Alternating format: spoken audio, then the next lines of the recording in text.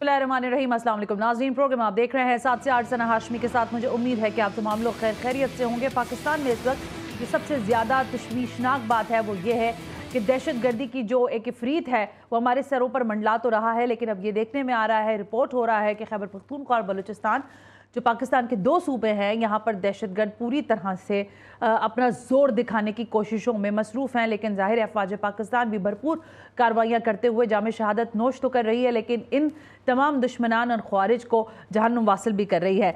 Global terrorism index की report आई है। Australia में कायम ये एक थिंक टैंक इंस्टीट्यूट है इकनॉमिक्स का। उनका ये कहना है कि पाकिस्तान इस वक्त जो दहशतगर्दी की दर्जाबंदी पर है वो दूसरे नंबर पर है, और लगभग पिछले साल की अगर रिपोर्ट की जाए तो 2024 में 45% तक दहशतगर्दाना कार्रवाइयाँ पाकिस्तान के अंदर हुई हैं। ये सारा मंजरनामा एक तरफ है, अब दुनिया का मंजरनामा भी ज़रा समझने की ज़रूरत है। डोनाल्ड ट्रंप के सदर बनने के बाद बहुत सारे सवालात उठना शुरू हुए थे कि दुनिया का जो शिफ्ट है वो क्या होगा, दुनिया किस जगह पर आगे बढ़ेगी, दोस्तियां नई क्या होंगी, कौन से ममालिक करीब आएंगे और क्या नहीं होगा, जंगों का क्या माहौल बनेगा।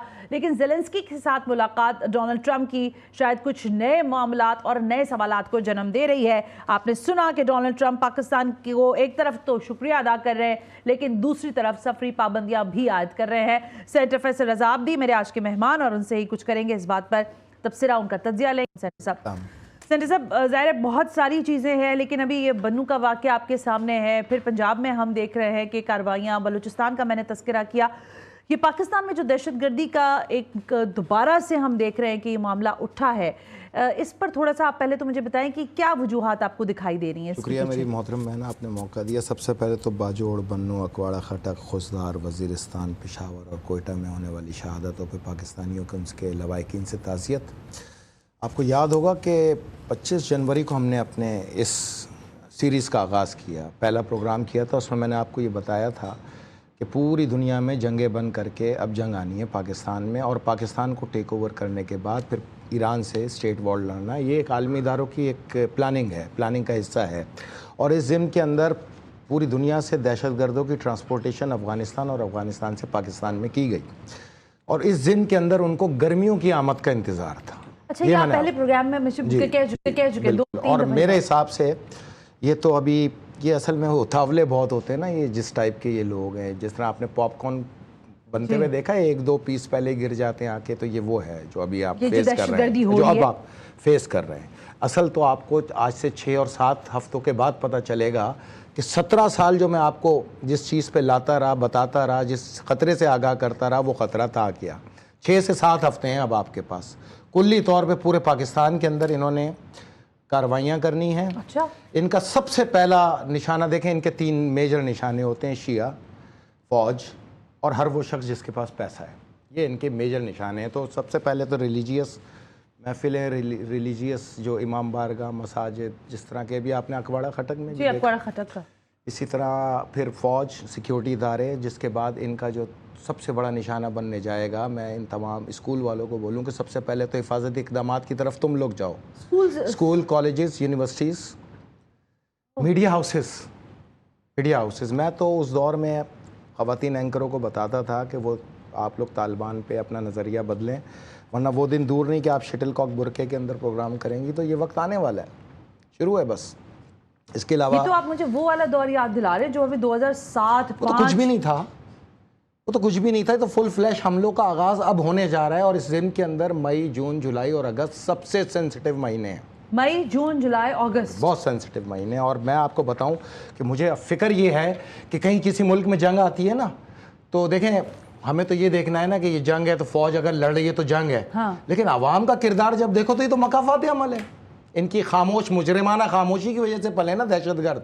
आज एक दिन में तो जंग नहीं पलती ना मेरी मोहतरम बहन, जंग पलने में 10 से 15 साल लगते हैं, और उसकी तैयारी और उसको फेस करने में भी आपको 10 से 15 साल ही लगते हैं। लेकिन यहाँ तो तैयारी का अशारिया 1% भी नज़र नहीं आता। तो ये तो मकाफात अमल हो जाएगा इनके ऊपर। जो चीज़ पाड़ा चनार में हुई, मैं आपको बता चुका हूँ, गली गली कूचों कूचों में यही सूरत हाल नज़र आएगी अगर इस दिमाग को फौरी तौर पे मेंटेन नहीं किया और एक कौम बनने की तरफ ना आए। क्योंकि कौम की हैसियत से तो आप मुकाबला कर सकते हो, इंडिविजुअली नहीं।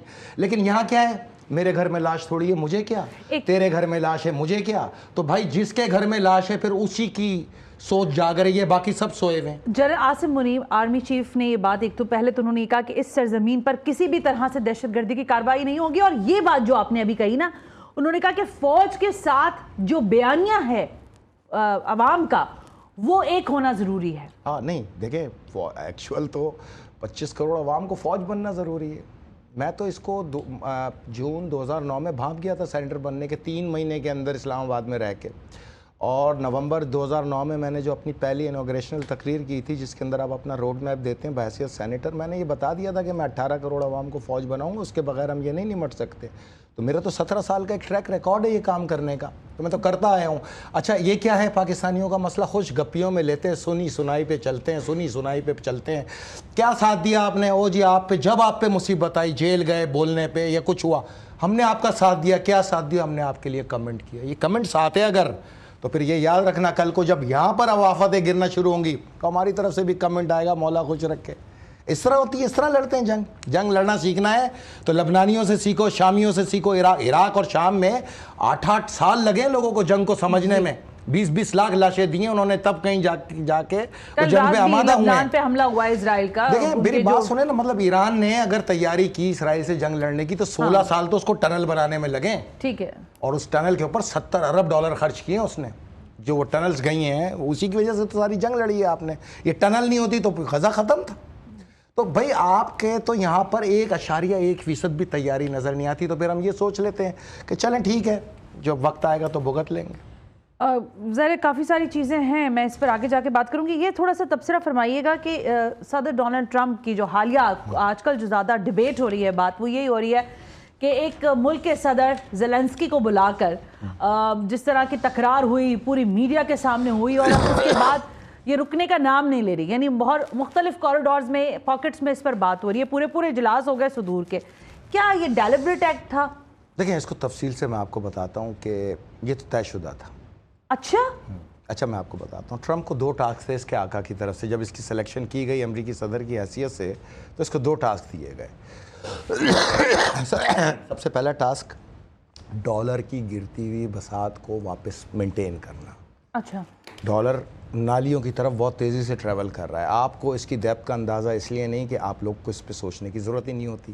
ہم اس کو ہر آورلی جو ہے اس کو مینٹین کر رہے ہوتے ہیں, اس کو مانیٹر کر رہے ہوتے ہیں. تو ڈالر کی بہت تیزی سے جو رفتار ہے, تو ڈالر کو مینٹین کرنے کے لیے, واپس اسٹیبل کرنے کے لیے لازم ہے کہ $20,000 ٹریلین US کو واپس امریکہ کے اندر کھینچا جائے پوری دنیا سے, تاکہ اس کو مینٹین کر سکیں. اس کی جو کمزوریاں ہیں برکس کے سامنے, اس کو مضبوط کرنے کے لیے لازم ہے کہ $20,000 ٹریلین جو ہے وہ امریکہ میں ٹرمپ لے کے آئے, جس کو ٹاسک تھا. نمبر 2, اس کو ٹاسک جو دیا تھا وہ ایلون مسک کا جو اسپیس ایکس پروگرام ہے, جو یہ مریخ میں پورے شہر آباد کرنا چاہ رہے ہیں, جو چاند پہ یہ اسٹیشنز بنانا چاہ رہے ہیں, یہاں سے ٹرین سروس ٹنلز کے ذریعے لے جانا چاہ رہے ہیں, کیوبس کے ذریعے, اور پوری ٹرینیں, اور یہاں سے ٹرانسپورٹیشن لوگوں کو کرنا, ہالیڈیز پیکیج دینا 2030 کے اندر جو ان کے ہیں, اور وہاں سے پورے مینٹین کرنا اور دنیا کے اوپر حاکمیت قائم کرنے کے لیے اسپیس وار اسٹیشن بنانا. یہ اس پروگرام کے لیے اس کو ٹاسک دیا گیا تھا منرل جمع کرنے کا. اس پہ ہم نے 1 فروری 2025 کو بڑا تفصیلی پروگرام کیا تھا, ٹھیک ہے نا. تو زیلنسکی کو جو نفرت کی 2 وجوہات تھیں. ایک اس نے ڈیموکریٹ کا ساتھ دیا تھا, جو یہ جو الیکشن گزرے ہیں امریکہ کے, وہ ڈیموکریٹ کو سپورٹ کرتا تھا. وہ بائیڈن انتظامیہ سے زیادہ ذہنی طور پہ قریب تھا. نمبر 2, وہ جنگ بند نہیں کر رہا, جنگ بند نہیں کر رہا. یہ چاہ رہے ہیں کہ فوری طور پہ جنگ بند کری جائے, کیونکہ یہ دنیا میں یہ بتا رہے ہیں ہم جنگ بند کر کے امن لانا چاہ رہے ہیں, حالانکہ مقاصد کچھ اور ہے. اچھا, ہر جنگ کے پیچھے اور ہر جنگ کو بند کرنے کے پیچھے جہاں مقصد نہ ہو وہاں امریکی ہو ہی نہیں سکتا. امریکی بغیر مقصد کے تو آپ کو پانی بھی نہ پلائے بلا وجہ میں, تو جنگ کیا بند کرائے گا. بہرحال دیکھیں یہ ملاقات تو ایک بند کمرے میں بھی ہو سکتی تھی. اس کا تماشا بنانے کی کیا ضرورت تھی, بولنا بیٹی کو دکھانا بہو کو. مسئلہ تو یہ تھا. مسئلہ یہ ہے کہ اپنے ہی لوگوں پہ چیخ کے ایک ہارا ہوا کمانڈر, پوری دنیا میں اگر کوئی انسان اس کے سامنے بیٹھ جاتا نا ٹرمپ کے, تو اس کو بولتا میاں تمہاری حیثیت اوقات بچی کیا ہے دنیا میں جو اس ٹون میں بات کر رہے ہو, تم میں تو اتنی طاقت نہیں کہ 17% आबी गुजरगाह जहां से तेल की आमदोरफ्त होती है, रेड सी, वहां से तुम अपना एक जहाज आज तक नहीं ले जा सके। यहां तक के ईरान ने तुम्हें 2.25 साल मार मार के तुम्हारी वो औकात गिराई है और तुम्हें समंदर में गर्क करके रख दिया। तुम्हारी अब वो ताकत नहीं रही है, तो ये टून तुम्हारी बनती नहीं है। लेकिन वो उसको टून को दिखा के दर हकीकत पाकिस्तानियों को और दूसरों को, और ये वार उसका कामयाब गया है। अच्छा। टून वहां पर थी और पसीने पाकिस्तानी सियासतदानों के निकल गए। ये सबके साथ होने वाला है। हाँ, होने वाला है। भाई क्यों होने वाला है? वजह भी तो होती है ना, कोई वजह होती है, वो जानने की कोशिश करो। आकाजादे के अंदर इतना तो आकाजादा ना बनो ना कि पूरे आका के लिए तुम गुलाम बन के तुम पाकिस्तानियों को अपने साथ नहीं मैनेज करो। अपनी जात तक रखो ये आकाजादी तुम्हारी जो भी है। अब तुम्हारा आका है, हमारा नहीं, इसलिए तुम डरो, हम नहीं। तुम वो क्यों डराया उसने? जंग क्यों मन करना चाहता है? उसकी वजह है। देखें, मैं आपको बताऊं कि तो आप पहले सबसे पहले तो यूक्रेन को समझने की कोशिश करें कि यूक्रेन है क्या। मैंने आपको बताया था कि पाकिस्तान में कुल खजाना है 40%, तो यूक्रेन में 9.8%। 9 बिल्कुल ठीक है, सही है, मुझे याद है, मैंने पढ़ा था। मैं आपको याद होगा कि जब यूक्रेन रशिया की जंग शुरू हुई थी 2022 में, मैंने प्रोग्राम करते हुए आप कहा था कि इस जंग के पीछे सबसे बड़ा जो मसला है वो मिनरल्स है। हाँ बिल्कुल ठीक है, अग्री। मादनियात हैं जिसकी वजह से रशिया ठीक है और यूक्रेन में जंग का आगाज हुआ। दर हकीकत पूरा यूरोप उस मादनियात को हैक करना चाहता था और रशिया उसको जाने नहीं देगा, क्योंकि बेलारूस और रशिया उस पर अपना क्लेम रखते हैं, मुतनाज़ा है। ठीक है ना। अब यूक्रेन के अंदर जो मादनियात है ना, वो है एक तो है मैंगनीज, यूरेनियम और टाइटेनियम। टाइटेनियम, यूरेनियम और मैग्नीज जो मेन है, जिसकी एलोन मस्क को जरूरत है, स्पेस एक्स को जरूरत है, उसके आका रूथ चाइल्ड को जरूरत है। ठीक है, स्पेस में बसने के लिए ये 3 धातों की जरूरत है। अगर टाइटेनियम ना हो ना, तो देखिए टाइटेनियम इस्तेमाल में किस में आता है? एरोस्पेस इंडस्ट्री, ठीक है, हवाई जहाज, रॉकेट बनाने में जितने खलाई रॉकेट हैं ये टाइटेनियम के बगैर नहीं बन सकते, वरना ओजोन की सतह बर्दाश्त नहीं कर सकता कोई भी और धातु। ठीक है ना। और जब तक इसमें मैग्नीज का मिलावट आमेज़ शामिल ना हो, आप ओजोन से नहीं गुजर सकते। राइट। फिर इसके बाद सैटेलाइट के पुर्जे बनाने में और सैटेलाइट बनाने में, आप मरीख पे सैटेलाइट के पूरे एक सिटी बना रहे हो। तो अब इनका जो तखमीना है, जो अमेरिकन का है, वो है तकरीबन 100 मिलियन मेट्रिक टन इनको ज़रूरत है टाइटेनियम की। 100 मिलियन मेट्रिक टन। ये सिर्फ यूक्रेन ही दे सकता है। अच्छा, हमने पाकिस्तान में 8000 पहाड़ी सिलसिलों में सिर्फ 8 पहाड़ी सिलसिलों के अखज़ करके नतीजा आपके सामने रखा था, 2 लाख ट्रिलियन मेट्रिक टन के ख़जाने। अच्छा, टाइटेनियम को हम तलाश कर रहे हैं, अभी तक हमें नहीं मिल सका। हम 17 किलोमीटर डीप जा चुके हैं, नहीं मिल सका। लेकिन हमने चांदी तस्खीर कर ली। पाकिस्तान में आने वाले दिनों में मैं चांदी का सबसे बड़ा खजाना खोलूंगा आपके सामने। ओके। अच्छा, इसकी जो मालियत है ना, $15,000 पर मेट्रिक टन है।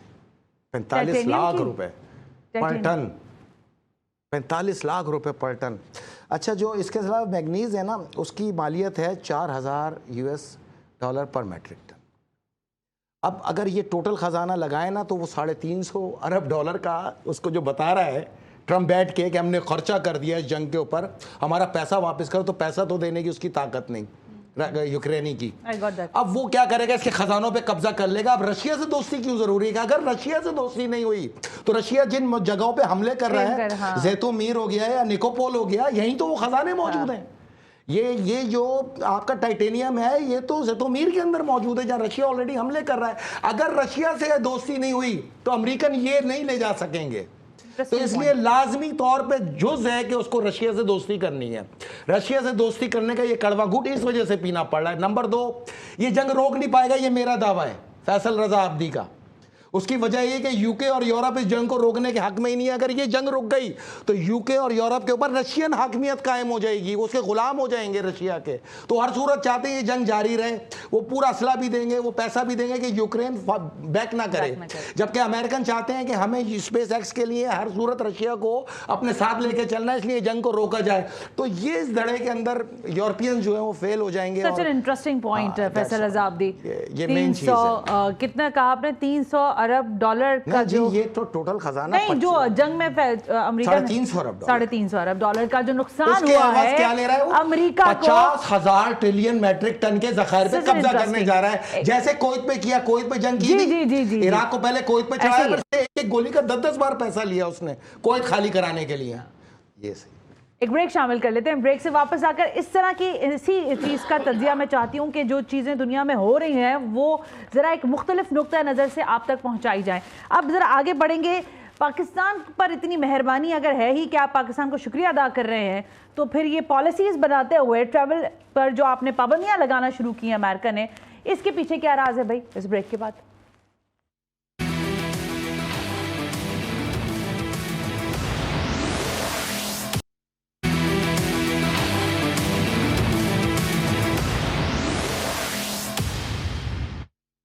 ویلکم بیک ناظرین. ہم بریک پر تھے. بریک پر جانے سے پہلے سینٹر فیصل رضا عابدی صاحب, میں نے سوال بڑا سادہ کیا. ڈونلڈ ٹرمپ جو ہیں ایک طرف آپ کا شکریہ ادا کر رہے ہیں آپ کی ریاست کا کہ آپ نے ایک دہشت گرد ان کے حوالے کیا, اور دوسری جانب آپ پر بین لگا رہے ہیں, سفری پابندیاں لگا دی گئی ہیں, آپ کو امریکہ کا ویزا نہیں مل رہا ہے. ایک منصوبہ ڈسکلوز کر رہا ہوں ان کا, جیسے میں نے آئل کا کیا تھا نا, ایک آج کر رہا ہوں. اوکے, یہ جو شکریہ ہے تو کرٹسی ہے, جس کی خوشی میں یہ مرے جا رہے ہیں یہ آقا زادے, ٹھیک ہے نا. تو ان آقا زادوں کو بولو تمہاری اوقات ہی اتنی ہے, تمہیں پتہ ہی نہیں کہ اصل تمہارے ساتھ ہونا کیا ہے. وہ سنو غور سے. آج پہلی چیز تو یہ کہ اللہ کرے کہ یہ ہم پر سفری پابندیاں لگا دیں, اور بھی لگا دیں. جتنی پابندیاں ہماری عوام پاکستان کی طرف سے, شہدائے پاکستان کی طرف سے تم سے تقاضا ہے اور دعا ہے کہ تم لگا دو, تاکہ ہمارا کام آسان ہو جائے. تمہیں بائے بائے کہنے کا, خدا حافظ کہنے کا. ایک بلاگ اور بھی موجود ہے, وہ بھی میں نہیں بنایا. 2010 سے شروع ہوا ایران رشیا چائنا بلاگ بنانے میں. یہ مائنڈ سیٹ پورا میرا بنایا ہوا ہے, جس کو انہوں نے کاپی کیا, ان کے حق میں تھا. یہی ہوتا ہے نا, سنتے ہیں اور اپنے حق کی چیزیں نکالتے ہیں لوگ. اوکے, ایک پورے ایمبیسیز میں سیٹ اپ بیٹھے ہوئے ہیں, رائٹ. نمبر 2, میں آپ کو بتاؤں کہ ٹرمپ اس سال کے آخر میں جو ہے نا, اس کو $1000 ٹریلین ہر صورت امریکہ لانا ہے. اس لیے وہ عرب بادشاہوں کو بھی پریشر کر رہا ہے ڈالر لانے کے لیے, تاکہ کھانا ہے انہوں نے. 1000 ارب ڈالر, ایک نہیں, $10,000 ٹریلین اچھا, 2 منصوبے تیار ہو چکے جی. ایک تو یہ ہے کہ کرپشن اور ڈرگس کے استعمال میں تمام پیسے کو ضبط کیا جائے. دیکھیں میری بات سنیں, اور اس میں پاکستانی عوام کی دعائیں اس کم سے کم اس چیز میں اس کے ساتھ ہونی چاہیے کہ سیاستدانوں کا, بیوروکریٹ کا, پولیس آفیسرز کا, کسٹم آفیسرز کا جتنا پیسا امریکہ پہنچا ہے وہ سب 27 ریاستوں میں, 27 ملکوں میں, امریکہ سمیت 27 ملکوں میں یہ ضبط کرنے جا رہے ہیں. جون میں اس کا آغاز ہو رہا ہے. تو جو اپنی جائیداد بیچ کے نکالنا چاہتا ہے نکال لے. پاکستانی گورنمنٹ کو چاہیے ریلیکس کرے, ان کو لے کے آتا ہے پیسہ جو, اس کو ریلیکس کر دیں. 27 ملکوں میں پاکستانیوں کی جائیدادیں جو ہیں, ہاں بالکل, اس کی وجہ ہے. دیکھیں, ان کو کسی بھی امریکہ کے قانون کے مطابق جو امریکن اسٹیٹ میں پیسہ پہنچ رہا ہے, وہ جس اسٹیٹ سے آ رہا ہے وہاں سے کم وائٹ ہونا چاہیے. اچھا, ٹھیک ہے. اب وہ تو یہ ٹرانزیکشن کو 100% وائٹ ہے, کیونکہ اس کے لیے گلف کنٹریز کا سہارا لیا گیا. دبئی کا. اب دبئی کیسے گیا, اس پہ انویسٹیگیشن کا آغاز ہو رہا ہے, کیونکہ دبئی تو گیا ہے حوالے سے, ہنڈی سے, پروٹوکول طیاروں سے, ڈپلومیٹ کور. سعودی شہزادوں اور UAE کے شہزادوں نے کام ہی یہی تھا کہ جہاز لے کے آتے تھے اور سیاستدانوں کا بھر کے ڈالر لے جاتے تھے, اس پہ وہ 10% اپنا چارج کرتے تھے. اب دبئی جانے کی ٹرانزیکشن تو ہے ہی نہیں کسی کے پاس بھی. امریکہ تک کی تو ٹرانزیکشن ہے, دبئی تک کی, لیکن دبئی کیسے گیا اس کی کوئی ٹرانزیکشن نہیں ہے. اس لیے جتنے پیسے سے جو بھی جائیداد خریدی گئی, چاہے وہ جو نامی ہو یا بے نامی, ضبط ہونے جا رہی ہے. اس وقت بے نامی جو پراپرٹیز ہیں وہ ہیں 85%. اور جو بے نامی اکاؤنٹ ہیں وہ ہیں 60%, لائک سوئٹزرلینڈ کے اندر جگہ مختلف جگہوں پہ. یہاں تک کہ یہ اتنا خوبصورت وار ہے ان کا کہ جب وہ ان کو ضبط کریں گے تو پاکستانیوں میں ہمت ہی نہیں ہوگی کہ اس پہ یہ کلیم کر سکیں یہ میری ہے, کیونکہ کلیم کیا تو پاکستان میں پھنس جائیں گے کہ پیسہ کہاں سے آیا. تو یہ صحیح وار ہے ان کا بالکل. نمبر 2, دنیا کے 27 ملکوں سے پاکستانیوں کو ڈیپورٹ کرنے کی تیاریوں کا آغاز شروع ہونے والا ہے جون سے. بڑی تعداد میں ڈیپورٹ ہوں گے, پہلے غیر قانونی, اور پھر ماحول کو اتنا تلخ کر دیا جائے گا, توہین آمیز کر دیا جائے گا پاکستانیوں کے لیے, بالخصوص امریکہ میں, کہ وہ ان کے لیے رہنا ہی دشوار ہو جائے گا. تو یہ امریکہ میں اس وقت 90 لاکھ پاکستانی ہیں, 25 لاکھ کینیڈا کے اندر ہیں, تقریباً 70 سے 80 لاکھ یورپ کے اندر ہیں. تو یہ 2 کروڑ پاکستانیوں, اور خاص طور پہ خلیج کی ریاستوں سے بھی ڈیپورٹ کرنے کی تیاریاں شروع ہو چکی ہیں اس وقت. تو وہ تو آپ کو ویزاز ہی نہیں مل رہے, آپ کو نکالنا ہے انہوں نے. بھائی UAE کا ویزا نہیں مل رہا, US کا ویزا تو میں جو آپ کو ڈالا ہے. دیکھیں, ہم نے 25 کو جب پروگرام شروع کیا تھا پاکستان 4تھے نمبر پہ تھا. بالکل درست. صرف 2.5 مہینے کے اندر ہی جو ہے دوسرے نمبر پہ آ گیا, اور اگلے 2.5 مہینے بعد پہلے نمبر پہ ہوگا, اس کے 2 سے 3 مہینے کے بعد, مطلب کوئی مقابلہ ہی نہیں ہوگا. نیچے آنے کے لیے بھی لوگوں کو سوچنا پڑے گا کہ پاکستان کو کیسے مینج کریں. میں آپ کو یہ بتا چکا کہ اب آنے والے دنوں کے اندر جیسے شام اور لبنان چلا کرتا تھا, اب صرف پاکستان چلے گا. بتایا میں نے آپ کو. مجھے یہ بتائیں, جب ان کو نکالا جائے گا اس کی وجہ کیا ہے؟ پاکستان کے پاس ہے 40%، دنیا کے کل 40% منرلز کا خزانہ پاکستان میں موجود ہے. ان کو چاہیے antimony, soft stone, uranium, granite, chromite, یہ ان کی ضرورت ہے، ان کو ہر صورت چاہیے. تو وہ ان کو کیوں نکالنا چاہیں گے؟ اس کے پیچھے ایک فارمولہ ہے. پاکستان کے اندر جو بڑی آمدنی ہے وہ یہ اوورسیز پاکستانیوں کے بھیجا ہوا ریمیٹنس ہے، جو 27 ارب ڈالر ہے، کہیں پہ 28 ارب ڈالر ہے، کہیں 30 ارب ڈالر ہے. یعنی اسی سرمائی کے اندر 3 ارب ڈالر آ گئے اس 3 مہینے کے اندر. تو جب ان پاکستانیوں کو نکال دیا جائے گا تو 30 ارب ڈالر کا ڈیفیسٹ تو آ گیا.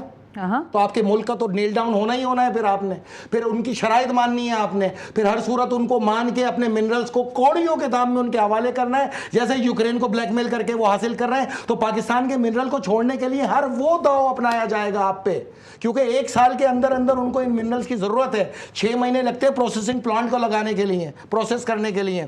تو اس کے بعد پھر یہ جو پورا جنکشن تیار ہو رہا ہے وہاں تک، اس کے لیے لازم ہے کہ پاکستان کو 1 سال کے اندر نیل ڈاؤن کر دیا جائے. اور اس کا سب سے بڑا طریقہ یہ ہے کہ ایک طرف تو ان کی جائیدادیں ضبط کر لو، ان کا پیسہ ضبط کر لو، نمبر 2 ان کو نکالو تاکہ یہ 25-30 ارب ڈالر کا جو ریمیٹنس پاکستان میں جا رہا ہے اس پہ بلاک آئے، اس پہ بریک لگے، اور پاکستان اتنا کلیپس کر جائے اپنی معیشت کے اندر کہ ہم اگر پاکستان کو بولیں یہ 1 ارب ڈالر دے رہے ہیں، چلو یہ فلاں پہاڑی سلسلہ ہمارے نام کر دو، یہ لیز ہمارے نام پہ ٹرانسفر کر دو، تو پاکستان کی مجبوری ہوگی کرنا. اور میں پاکستانی حکام کو بولوں بالکل نہ کرنا، بے فکر ہو جاؤ. صرف 3 مہینے وہ کرنا ہے جو میں بولوں. اس کے بعد انشاءاللہ یہ مین ہیٹن پہ بیٹھے ہوئے جتنے بھکاری ہیں 1-1 ہزار ڈالر ہم سے ہر مہینہ لے لیں گے آ کے. اتنا پیسہ ہے ہمارے پاس. لیکن آپ کو مجبور کرنے کے رستے بنائے جا رہے ہیں، اور رستے بنانے کا مقصد یہ ہے کہ پاکستان کے نااہل ترین حکمران جن کی ساری جائیدادیں ہی امریکہ، کینیڈا اور یورپ کے اندر موجود ہیں اور گلف میں موجود ہیں، ان کو اپنا پیسہ بچانے کے لیے پاکستان کو ہر صورت کمپرومائز کرتے چلے جانا ہے. تو ان سے جان چھڑوانا بہت ضروری ہے، ان آقا زادوں سے. اگر یہ آقا زادے بیٹھے رہے پاکستان میں کچھ نہیں ہو سکتا. پاکستان کا پورا نظام ون ہینڈ کر دو آپ SIFC کے اندر، آپ کو بہت فرق محسوس ہوگا. لیکن اگر آپ گرے ایریا کو ڈال کے رکھیں گے جس کو پارلیمنٹ کہا جاتا ہے، اس نے آپ کو کوئی کام نہیں کرنے دینا. کیونکہ اگر آپ نے کوئی امپورٹنٹ کام، کوئی مثبت کام اپنی پارلیمنٹ کے ذریعے یا ان آقا زادے سیاستدانوں کے ذریعے کرنے کی کوشش کی تو وہ آپ نہیں کر پائیں گے. SIFC کا آپ نے نام لیا، میں نے آج ہی خبر پڑی کہ SIFC ہی بہت ساری چیزوں کو بہتر کرنے کے لیے آگے پیش قدمی کرے گی. وہ الگ سیگمنٹ ہے نا، لیکن سیاستدان تو حکمران ہے نا. ان کے 200 ارب ڈالر کے جائیدادیں اس وقت یورپ اور امریکہ میں موجود ہیں. مین ہیٹن میں 400-500. میں تو انشاءاللہ عید کے فوراً بعد آپ کون سیاستدان کیا 2007 میں تھا اور آج کیا ہے اس کی پوری ڈیٹیل آپ کے سامنے پیش کرنے جا رہا ہوں. انٹرنیشنل ارینا میں، انٹرنیشنل خبروں کے اندر فیصل رضا عابدی SIFC کو سب سے زیادہ بیشنگ کی جا رہی ہے. یہ بھی میں آپ کو بتا دوں، SIFC کو آپ اور ہم امپورٹنس دے رہے ہیں نا، دنیا اس میں بیشنگ کر رہی ہے. جو SIFC چلا رہا ہے وہ کم سے کم ان کے قابو میں نہیں ہے، یہ سیاستدان اس کے قابو میں ڈال رہے ہیں. ایک بریک کا کہا جا رہا ہے فیصل صاحب، میں بریک لے رہی ہوں. بریک سے واپس آ کر 1-2 سوال میرے ہیں، اور وہ یہ کہ 31 مارچ کی ایک ڈیڈ لائن ہے جس میں افغانیوں کو یہ کہا گیا ہے کہ وہ ہمارے ملک سے چلے جائیں، کیونکہ جو اس وقت تک پاکستان میں دہشت گردانہ کارروائیاں ہوئی ہیں، حال ہی میں بنوں کا واقعہ ہو یا دیگر اور واقعات ہوں، اس میں شواہد موجود ہے. لیکن ایک اور سوال بھی سوشل میڈیا پر اٹھایا جا رہا ہے کہ ٹرمپ جہاں پاکستان کا شکریہ ادا کر رہے ہیں، کیا وہ بانی PTI کو یاد بھی رکھے ہوئے ہیں یا نہیں؟ اسی کا جواب لیں گے اس بریک کے بعد.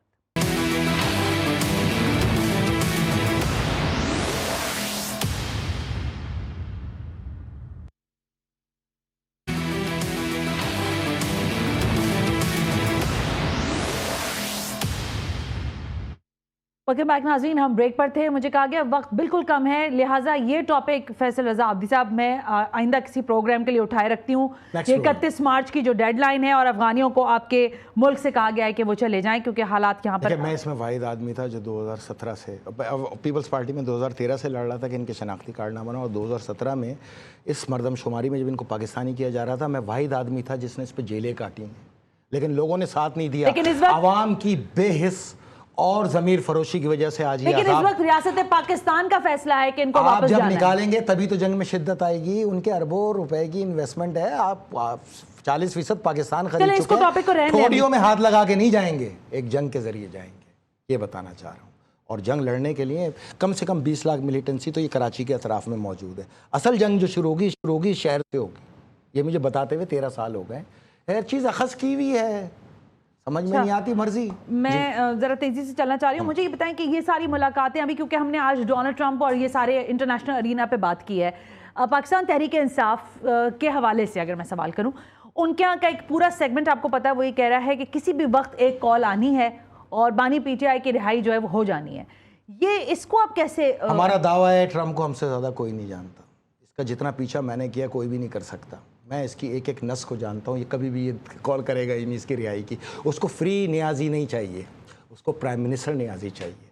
وہ آپ کو گھیر کے اس نہج پہ لے کے آئیں گے یورپی یونین کے ساتھ کہ آپ فری اینڈ فیئر الیکشن کی طرف جائیں. اور فری اینڈ فیئر الیکشن کے لیے لازم ہے نیازی کے جیتنے کے لیے کہ وہ جیل میں موجود ہو، ورنہ اس کے کریڈٹ پہ کوئی چیز ہے ہی نہیں جیل کے علاوہ. تو اس کو انہوں نے پرائم منسٹر بنانا ہے، اس لیے پورا تقاضا جو آپ پہ آئے گا وہ فری اینڈ فیئر الیکشن کا آئے گا. اور میں پاکستانی سوچ رکھنے والوں کو یہ بولوں اگر اس طرف آئیں ان سے پہلے ہی آپ مان جائیں، کیونکہ اس سے اچھا وے آؤٹ ہمارے پاس بھی نہیں ہے. وہ وے آؤٹ کیسے ہوگا یہ آنے والے پروگرامز کے اندر ایک ڈیٹیل ریسرچ کے ساتھ آئے گا. آپ میری بات سنیں، اگر میں عرب لغت کے اندر آؤں، عرب لغت میں دیکھیں ایاک نعبد و ایاک نستعین ان کا ترہ امتیاز ہے. اب یہ ایاک نعبد و ایاک نستعین کدھر ہے؟ آدھی آیت پڑھنا تو ویسے ہی گناہ ہے. جب تک پوری علم نہیں پڑھو گے اللہ سے منسوب نہیں ہو سکتی. اگر میں عربی ڈکشنری میں جاؤں تو ایاک نعبد و ایاک نستعین، اگر میں یہ بولوں میں تیری عبادت کرتا ہوں، تجھ سے مدد مانگتا ہوں، عربی ڈکشنری کے اندر یہی آئے گا ایاک نعبد و ایاک نستعین. تو ٹرمپ کے آنے کے بعد جتنی پھوگ آپ میں چڑھی ہے آج سے اپنا نعرہ تبدیل کرو اور بولو ایاک نعبد ٹرمپ و ایاک نستعین ٹرمپ. تم ٹرمپ کے بغیر، ٹرمپ کی عبادت، ٹرمپ کی حمایت، ٹرمپ کی عقیدت، ٹرمپ کی مدد کے بغیر کچھ نہیں ہو. تم نے خود ثابت کیا ہے. جب سے ٹرمپ آیا تم پھول کے اتنے گپا بن گئے ہو. حالانکہ میں تمہیں بتا چکا ہوں کہ تمہارا مقابلہ اس بار مجھ سے ہے. صرف جیل سے باہر نکلنے کا انتظار ہے، کیونکہ جیل میں موجود قیدی پہ ہم وار نہیں کیا کرتے. ہمارے یہاں حرام ہے کسی پابند سلاسل کے اوپر آ جانا، کیونکہ وہ آلریڈی مظلوم ہوتا ہے. تو بھائی آپ اگر اس چیز کو مینیج کر لیں کہ یہ آپ کی رہائی کا تقاضا نہیں کریں گے، آپ سے فری اینڈ فیئر الیکشن مانیں گے، کیونکہ ان کو پتہ ہے کہ جس کو وہ پرائم منسٹر لانا چاہ رہے ہیں وہ آئے گا، کیونکہ یہ پرائم منسٹر سے اچھا چوائس ہے ہی نہیں. کشمیر اس نے دے دیا، پلیٹ میں رکھ کے دیا. گوادر سے اس نے رول بیک کر دیا، پلیٹ میں رکھ کے کیا. آئی ایم ایف کو اس نے اسٹیٹ بینک کو پوری حاکمیت قائم کرا دی، پلیٹ میں رکھ کے کی. تو یہ جو منرلز ہیں اس کو لینے کے لیے لازم ہے کہ ان کا بندہ وزیر اعظم ہو. آپ جس طرح سے یہ بات کہہ رہے ہیں فری اینڈ فیئر الیکشن ہوتے ہیں اور ہونے چاہیے، ہم اس کا ڈیمانڈ کرتے ہیں، لیکن آپ کو لگتا ہے کہ بانی پی ٹی آئی دوبارہ پاکستان کے پرائم منسٹر بنیں گے؟ ابھی تو دیکھیں نا، ابھی تو یہ اپوزیشن بن کے آئے ہیں. ابھی اس اپوزیشن میں دو جماعتوں کی کمی ہے. بزور طاقت ٹرمپ بھی، کیا آپ کو لگتا ہے کہ اگر پیپلز پارٹی اور نون لیگ نے مقابلہ کیا تو وہی آئے گا. یہ میں نے آپ کو بتایا ہوا ہے پہلے الیکشن سے پہلے پروگرام میں کہ جہاں یہ چہرے ہوتے ہیں نا پیپلز پارٹی نون لیگ کے، وہاں تو رحمت کے فرشتے بھی 200 میل دور سے پیچھے چلے جاتے ہیں ان کو دیکھ کے کہ ان پہ برکت نہیں ہے، ان پہ رحمت نہیں ہے. یہ عوام کے اندر ایک گالی ہے، اس کو تسلیم کرنا پڑے گا. جب یہ مقابلہ کریں گے اس نے کچھ بھی نہ کیا ہو وہی بادشاہ بنے گا. ہاں کوئی نیا چہرہ آ گیا تو اس کو ایسے غرق کرے گا کہ پٹک پٹک کے اس کو زمین میں دھکیل کے مارے گا. کسی دن پوچھوں گی آپ سے کہ وہ نیا چہرہ کہاں سے آپ کو نمودار ہوتا دکھائی دے رہا. آج کے لیے بہت شکریہ سینٹر فیصل رضا عابدی کا تجزیہ تبصرہ آپ نے سنا. فیڈ بیک ضرور دیجیے گا آج کے پروگرام سے. ثنا ہاشمی دیجیے. اللہ حافظ.